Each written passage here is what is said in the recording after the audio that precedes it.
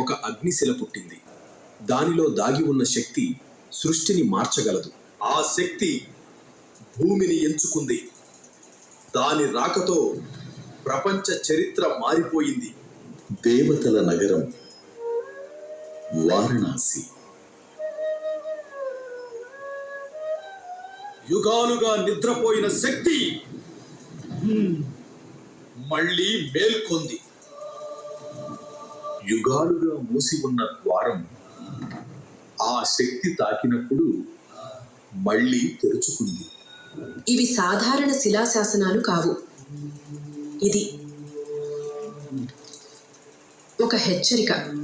ఇంత పెద్ద అడవి, ఇంత పాత దేవాలయం, కానీ నాకు మాత్రం ఇది ట్రెక్కింగ్ స్పాట్ లా కనిపిస్తుంది.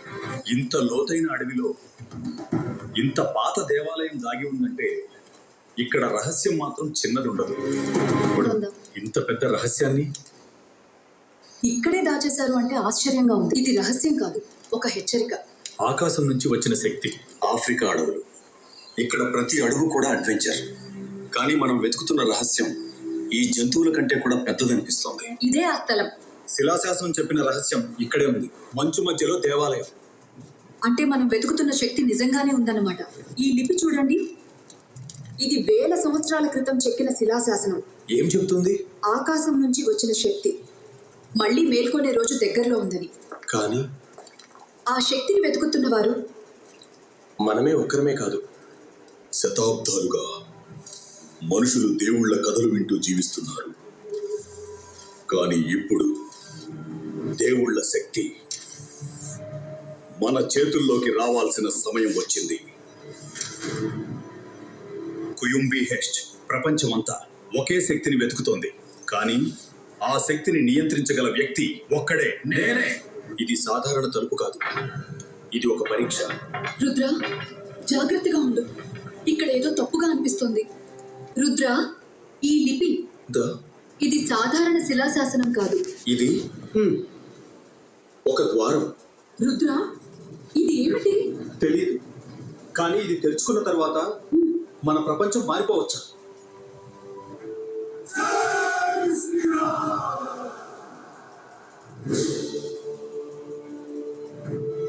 ధర్మాన్ని కాపాడటానికి అధర్మం నశించాలి.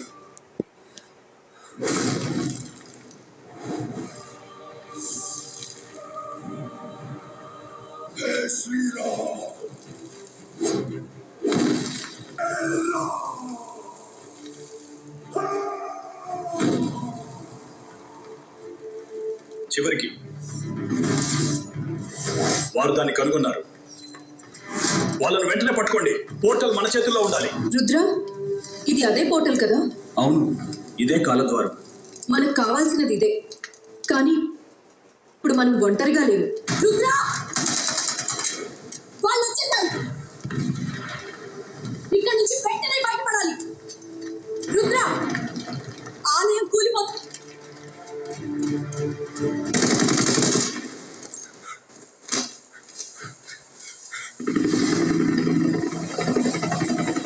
మీ సార్కు చెప్పు, కోసి చేతిలో పెడతానని.